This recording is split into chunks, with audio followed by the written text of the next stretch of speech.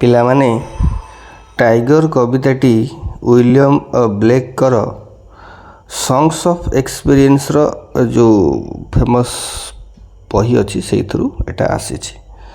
ସଙ୍ଗ୍ସ of experience ଗୋଟେ ବହି, ସଙ୍ଗ୍ସ of innocence ଗୋଟେ ବହି। ଏ ଯେଉଁ ଟାଇଗର ସ୍ପେଲିଂ ଦେଖୁଛ ଏଟା ଓଲ୍ଡ ଇଂଲିଶ, ସେଇଥିପାଇଁ ମୁଁ ତାର ଯେଉଁ ଥମ୍ବନେଲ୍ରେ ଓଲ୍ଡ ଇଂଲିଶ ଲେଖିଦେଇଛି, ନ୍ୟୁ ଇଂଲିଶ ବି ଲେଖିଦେଇଛି। ଏଇ ଯେଉଁ କବିତାରେ ୱିଲିୟମ ବ୍ଲେକ୍ ଯେଉଁ ବାଘ ଅଛି ଟାଇଗର, ତାହାର ରହସ୍ୟମୟ ଏବଂ ଭୟଙ୍କର ସୌନ୍ଦର୍ଯ୍ୟକୁ ଦେଖି ଆଶ୍ଚର୍ଯ୍ୟ ହୋଇଯାଇଛନ୍ତି। ଆଶ୍ଚର୍ଯ୍ୟ ହେଇକି କ'ଣ ସେ କହିଛନ୍ତି ନା ଏଇଆ କହିଛନ୍ତି ଯେ, ହେ ବାଘ, ରାତିର ଅନ୍ଧକାର ଜଙ୍ଗଲରେ ତୁ ଜଳୁଛୁ। କେଉଁ ଭଳି ଜଳୁଛୁ ନା ଏକ ଉଜ୍ଜ୍ୱଳ ଅଗ୍ନିଶିଖା ପରି। ବୁଝିପାରିଲ?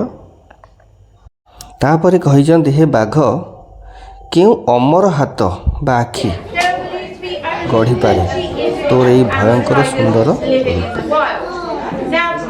କେଉଁ ଦୂର ଆକାଶ ବା ସମୁଦ୍ରର ଗଭୀରରେ ଜଳୁଥିଲା ତୋ ଆଖିର ସେଇ ନିଆଁ? କେଉଁ ଡେଣାରେ ସେ ସ୍ରଷ୍ଟା ଉଡ଼ି ଯାଇଥିଲେ? କେଉଁ ହାତ ସାହସ କରିଥିଲା ସେଇ ନିଆଁକୁ ଧରିବା ପାଇଁ? ବାଘର ଭୟଙ୍କର ରୂପ କଥା କହୁଛନ୍ତି। କେଉଁ କାନ୍ଧର ଶକ୍ତି ଓ କେଉଁ କଳା ତୋ ହୃଦୟର ମାଂସପେଶୀକୁ ଏପରି ମୋଡ଼ି ଦେଇପାରିଲା? ଏବଂ ଯେତେବେଳେ ତୋ ହୃଦୟ ସ୍ପନ୍ଦିତ ହେବାକୁ ଲାଗିଲା, କେଉଁ ଭୟଙ୍କର ହାତ ଓ ପାଦ ସେତେବେଳେ ସ୍ଥିର ଥିଲା? କେଉଁ ହାତୁଡ଼ି, କେଉଁ ଶିକୁଳି, କେଉଁ ଚୁଲିରେ ତୋର ମସ୍ତିଷ୍କ ଗଢ଼ା ହେଇଥିଲା? କେଉଁ ନିହାଣ, କେଉଁ ଭୟଙ୍କର ମୁଠା ତୋର ସେଇ ପ୍ରାଣଘାତୀ ଆତଙ୍କକୁ ଚାପି ରଖିଥିଲା? ହେ ବାଘ, ଯେତେବେଳେ ତାରାମାନେ ସେମାନଙ୍କର ଅସ୍ତ୍ର ଫିଙ୍ଗିଦେଲେ ଏବଂ ନିଜ ଲୁହରେ ଆକାଶକୁ ଭିଜାଇ ଦେଲେ, ସ୍ରଷ୍ଟା କ'ଣ ନିଜ ସୃଷ୍ଟିକୁ ଦେଖି ହସିଥିଲେ? ସେହି ସ୍ରଷ୍ଟା ଯିଏ ନିରୀହ ମେଣ୍ଢା ଛୁଆମାନଙ୍କୁ ଗଢ଼ିଛନ୍ତି, ସତରେ କ'ଣ ସିଏ ବି ତତେ ଗଢ଼ିଛନ୍ତି? ମେଣ୍ଢା ଛୁଆ ପୁରା ସିମ୍ପୁଲ, ବାଘଟା ପୁରା ଭୟଙ୍କର, ସେଇ କଥା ସେ କହୁଛନ୍ତି। ଯେଉଁ ସ୍ରଷ୍ଟା ନିରୀହ ମେଣ୍ଢା ଛୁଆକୁ ଗଢ଼ିଛନ୍ତି, ସେ ବି ତତେ କ'ଣ ଗଢ଼ିଛନ୍ତି? ଆଶ୍ଚର୍ଯ୍ୟ ହେଇଯାଉଛନ୍ତି। ହେ ବାଘ, ସେଇ ଫାଷ୍ଟ ଷ୍ଟାଞ୍ଜା କଥା କହିଛନ୍ତି। ହେ ବାଘ, ରାତିର ଅନ୍ଧକାର ଜଙ୍ଗଲରେ ତୁ ଜଳୁଛୁ ଏକ ଉଜ୍ଜ୍ୱଳ ଅଗ୍ନିଶିଖା ପରି। କେଉଁ ଅମର ହାତ ବା ଆଖି ସାହସ କଲା ତୋର ଏହି ଭୟଙ୍କର ସୁନ୍ଦର ରୂପକୁ ଗଢ଼ିବା ପାଇଁ?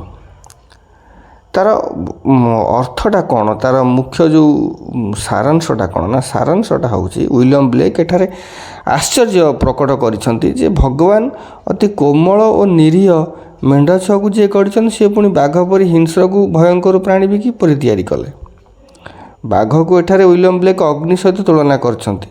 ତାକୁ ତିଆରି କରିବା ପାଇଁ କୌଣସି ସାଧାରଣ ଶକ୍ତି ନୁହେଁ, ବରଂ ଗୋଟେ ଅଲୌକିକ ଲୁହାର ଯେଉଁ ଶାଳ ଯେଉଁ ବ୍ଲାକସ୍ମିଥ୍ସ ଫୋର୍ସର କଳ୍ପନା କରିଛନ୍ତି।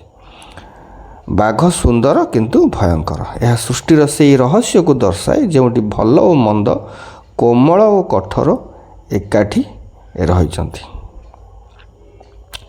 ତେଣୁ ସିମ୍ପଲ କହିବାକୁ ଗଲେ ଟାଇଗର ଗୋଟେ ବନ୍ୟପ୍ରାଣୀ ବା ଗୋଟେ ବିଷୟରେ କବିତା ନୁହଁ, ବରଂ ଏଇଟା ଯେଉଁ ସୃଷ୍ଟିକର୍ତ୍ତାଙ୍କର, ସ୍ରଷ୍ଟାଙ୍କର ଏଇଟା ଜଟିଳତାକୁ ଦର୍ଶାଏ। ବାଘକୁ ଏଠାରେ ଶକ୍ତି, ବିପଦ ଏବଂ ଗମ୍ଭୀର ଅନୁଭୂତିର ପ୍ରତୀକ ଭାବେ କବି ମାନିଛନ୍ତି, ଯାହା ମଣିଷ ମନରେ ଏକା ସାଙ୍ଗରେ ଭୟ ଓ ଶ୍ରଦ୍ଧା ସୃଷ୍ଟି କରିଥାଏ। ମୁଁ ଆଶା କରେ ପିଲାମାନେ ବୁଝିପାରିଥିବ। ଯଦି ନୋଟ୍ ଦରକାର ମୋତେ ହ୍ୱାଟ୍ସଅପ୍ କରିକି ନେଇପାରିବ। ପୁଣି ଦେଖା ହେବ ନେକ୍ସଟ କ୍ଲାସ୍ରେ। ରହୁଛି। Have a good day.